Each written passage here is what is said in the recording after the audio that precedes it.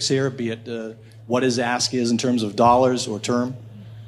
Well, I don't want to get into the weeds with what his ask is, but I know that I have 64 million reasons why I'd be playing right now. Now, that was spicy. And we got that maybe 10 minutes after it happened on the show. We got it live on the show, and sometimes live is great because you get the raw reaction. Other times it sinks in a little bit, and sometimes the reaction's better. That is so greasy and unprofessional, and I cannot fucking believe he did that. Now, let's hold on. Okay. Let's bring it back to Hawk Tua. Let's do it. Because the Talk Tua podcast. Third podcast almost in ready America. for the Talk Tua By the way, it's the third biggest podcast in America right now. Yeah. Anybody and the making least fun of this harmful, girl? I don't get it. Why are you making fun of her? She's killing it right now. The least harmful out of the top three. Yeah, no kidding. Guess the guest next week, and somebody named Evan said Jeremy Swayman, and then she responded, not after he rejected $8 million at 8 years. Whoa! But when you break down what happened, obviously you got the Cam Neely thing, and then you've got the fact that Louis Gross actually had to make a statement. Have fun going to war with that guy. And yeah, what happened? Tell me a little bit about your history. Well, with he's William Louis Gross. Nylander's agent. And what did Nylander get besides everything he wanted? Now, Louis Gross responded later in the day, and this is after our show was done, and he said, normally I don't release statements or discuss negotiations through the media. Well, however, in this case, I feel the need to defend my client. At today's press conference, 64 million was referenced. This was the first time that number had been discussed in our negotiations. Prior to this press conference, no offer was made reaching that level. We are extremely disappointed. This is not fair to Jeremy. We will take a few days to discuss from here. And what's interesting then is Frank Saravalli followed that up with the best number that was reportedly offered by the Bruins was not 8 over 8, but 7.8 over 8. And you're saying, what's the big friggin' difference? Well, a couple $1 million. And until you're put in that position, you tell me how you'd feel by not having a couple extra million. And now, and this is important, the last part is the spiciest, but it shouldn't be lost on anyone that means someone is lying. Someone is guaranteed to be lying. I don't know that that's the case. I disagree with that. Why? Because I think Cam Neely offered up what their maximum was, and I think that Don Sweeney has been trying to get it underneath their maximum. I think as an organization, they got to the boardroom and they say, we authorized you. This is how it works. They authorize you to go to a certain number, try to get it under that number. I think the authorization number is 8 over 8, and Don was trying to get him at 7.5 to 7.8. And so I think Cam, not knowing that, probably not being there present for those negotiations, because they're usually one-on-one. Then he shouldn't have said anything.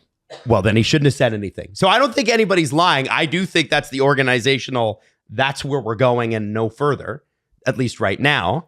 But I don't think that Cam is aware, maybe in that situation, that perhaps that hadn't been offered yet. I think I'm in the minority in that I think that I'm the minority, but I think I'm the minority. I didn't realize what do you mean, Jesse?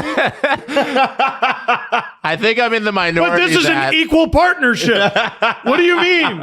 I think all of this is kind of fine. And that in a week or two, he's going to sign for 8.3 or 8.2 million per season over the course of like 7 years. And everything is going to be fine. You know what's so frustrating? I think that's just how it's going to solve. And none of this is actually a big deal. You know what's so frustrating is, yeah, probably. Yeah, right? That's not, as a Leaf fan, that's not nearly as fun. No. Like, I've been Bill Hader all week. Oh no, that's terrible. Like, it would be awesome eating this up if we sat here in 2 weeks' time, instead of having him just sign a normal contract, he's being traded. Oh, and we're like, oh my God, who's loading up with Swayman? Like, the world is changing. Could you imagine? Like, how does this end up? But I honestly think in like 2 weeks' time, we'll be like, oh yeah, they solved this.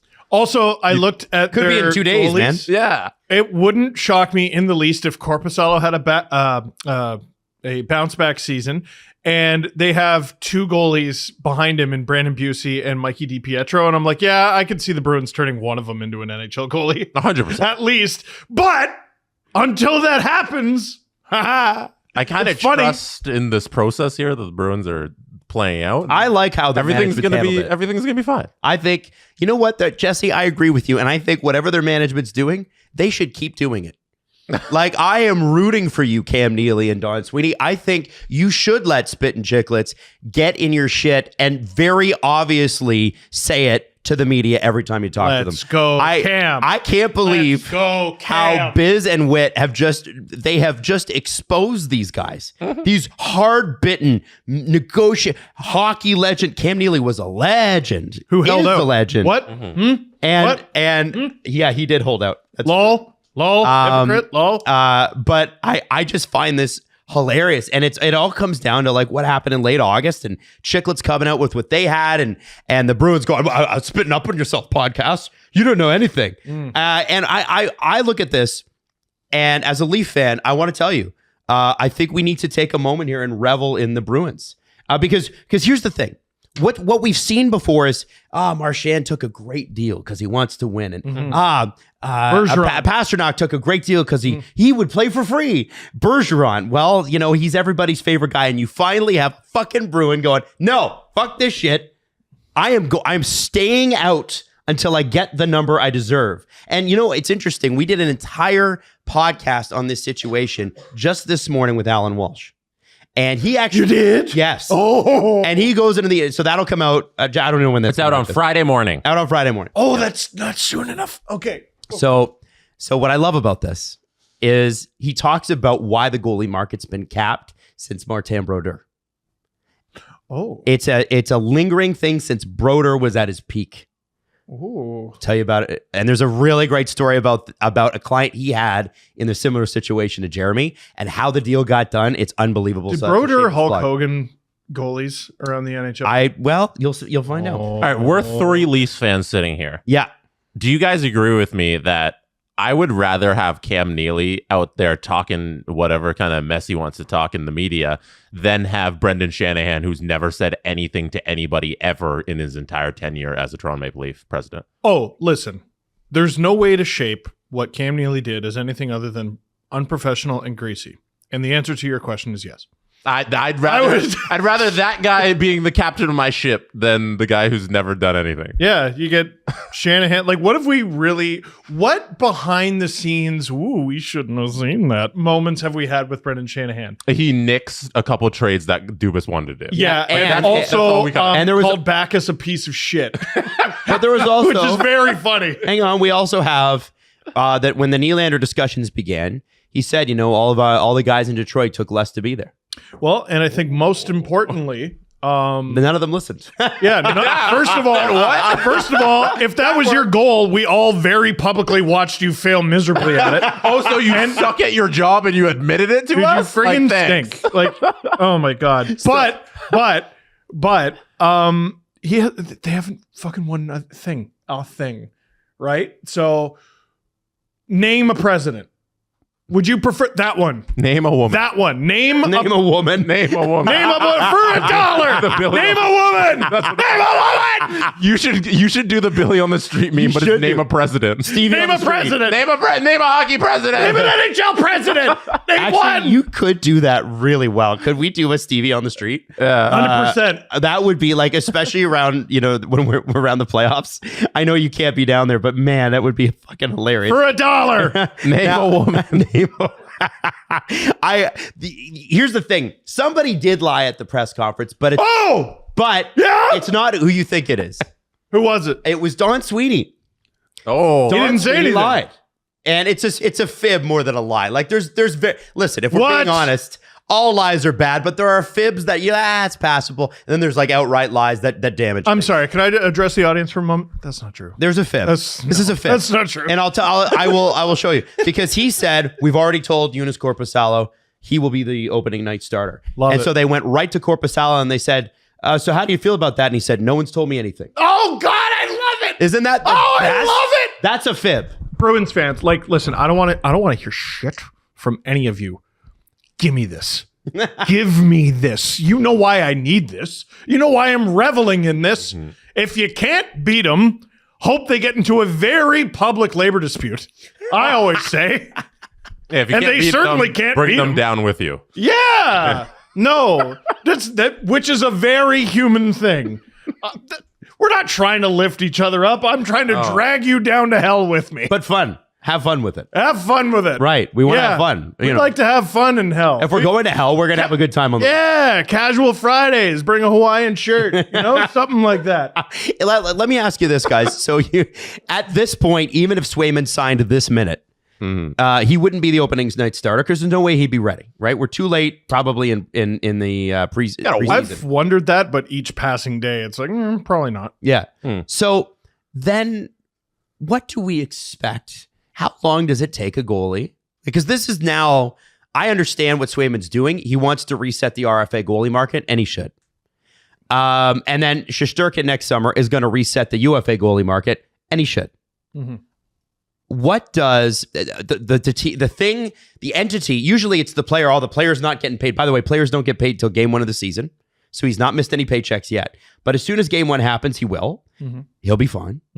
But what does this do to the Bruins organization and their hopes? Let's say it goes a couple weeks. Does it matter?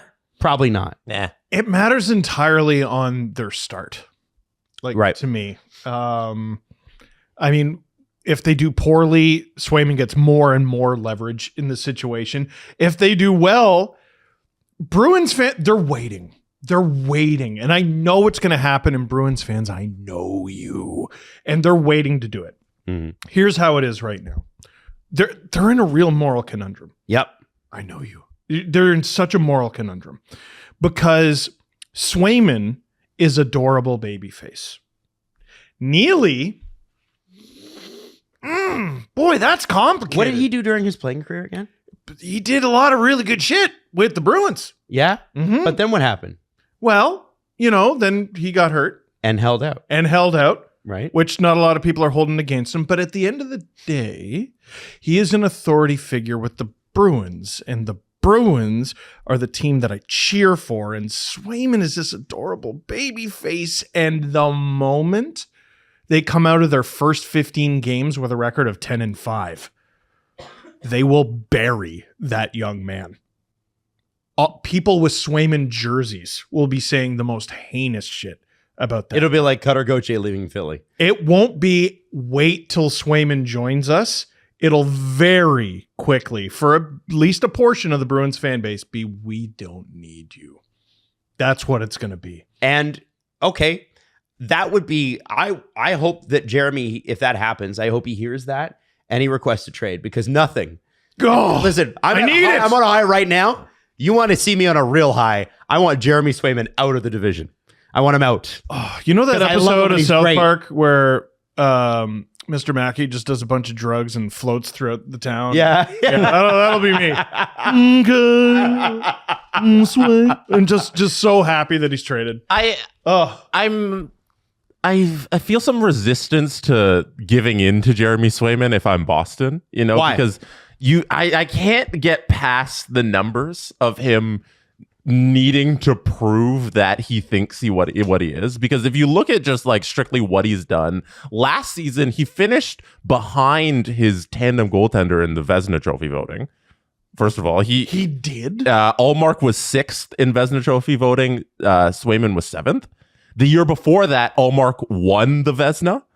And Swayman was not considered for it. Cool. So what'd the Bruins get for Ullmark? I bet it was a lot. Well, yeah, that's besides the point. And besides that, he's never been a full-time starter. Yeah. So we know he can perform in this tandem role where he's starting 40 games a year. But for him to be like, I'm the guy who deserves all the money. If I'm the Bruins, I think they're doing the right thing by holding firm on $8 million, which is still crazy for your starting goaltender. Jesse, Wool's signed. His contract extension kicks in next year. Yeah. It's fine. I don't have to artificially deflate the prices of goaltenders because Joseph Woll's good. Listen, I've always been very publicly pro player when it comes to salary. I've always been very pro. I hope they get as much as possible. Right? Everyone has been, right? That's right. Of course. Sure. That's a little different when it's your team, isn't it? I think less years at $8 million makes a ton of sense, and I don't know why these two guys can't just kiss and do it. No, we've talked about I don't that think they for wanna kiss. at least a month. Right? No, like Just do 4 years. Do 4. do 3, 4, like a shorter deal Do here. the prove it. It seems like the very easy solution here. Well, now I think I was wrong. I would have thought it would have been Jeremy Swayman's camp that would have wanted less years on the last show. From what Friedge reported, it's actually Swayman's camp that's like, no, it's going to be 8 or nothing. Oh, really? Yeah, they're the ones pushing for the long-term deal. They want it now. Oh, wow. And I didn't know that. think that's probably, and I get it from Boston's perspective, like the Bruins management, which is, you've okay, yes, you've done all these things and you've been great for us and we think you're spectacular and that's why we want to keep you here long term. But like 8 years at that money, we still haven't seen you be the number one. You've been a tandem guy the whole time. Let's say it's 8.5. Yeah. Right? And he signs for 3 years, 8.5. If he performs the way an $8.5 million goalie performs, if he performs the way Jeremy Swayman has performed over the last couple of years, his ask is no longer 10 or whatever it was. It's 12. 11, 12. Yeah. Whatever. Okay, what Shesterkin got, now add 3 years of salary cap escalators on that. Yes. And he's probably number 1 or 2 in goaltending. And in God the NHL. forbid he outperforms him. Then you're just boned.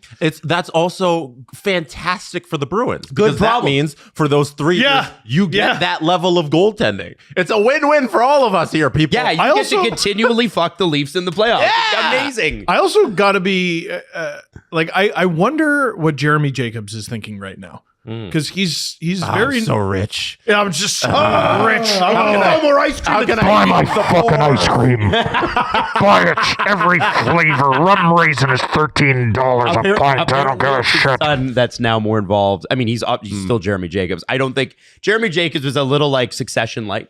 Like, I don't feel like he's a guy that's ever going to step down, but his son is actually doing a lot more. I'd like to be adequately compensated. Oh, fuck off. Like, I could totally see that. I picture him as much more of a Mr. Burns type. Who's yes. this cantankerous backstop who's supposed to stand in front of the cow poo that we froze in the, Is he going to block out the in the sun? snowbank? That's Jeremy Swayman, sir, Sector 7G. Like, yeah, he's going to block out the sun. He's going to get shot by That wasn't good. a 2-year-old. You went Chief Wiggum. Yeah, was that Chief Wiggum? Yeah, you went a little Chief Wiggum. Yeah, even Maddie. They're probably the same voice actor. Yeah. Oh, Maybe, but Damn. you know. I know. I don't do great Simpsons. So it's But- Charlie Jacobs is the guy that's really sort of, he's the chief executive officer and alternate governor of the Bruins. So Yeah, but Jeremy's the money. yeah. the owner of the Boston Bruins has a son named Charlie. Charlie. Love Yeah. it. And I just Charlie, Cam, and Harry. Dude, that team has the strongest brand in the NHL. They do. Wouldn't it be- Everything they do is so Bruiny. Wouldn't it be sick if they didn't? Yeah, it'd be real That's sick why if I'm they loving this. I hope this continues. lost a Go, negotiation baby. and a bunch of games and were shit. But I'm gonna keep holding out hope. Yeah, man. Oh, man. I'd be so upset as a Leaf fan if Stamkos and Swayman fucking left the division in within one summer. What the hell's that dragon where you cut a head off and 3 grow in its place? Yeah. Like that's this friggin' team. It's true. Bergeron and Chara and Rask and they just keep, Lucic, Boychuk. yeah, they just all- keep growing back. That's true. I feel like the Hound when he's in the final fight with the Mountain. Just why won't you fucking die? Oh my goodness. Don't, Like what? don't shake the mic like that. So that's- Yes, maybe not.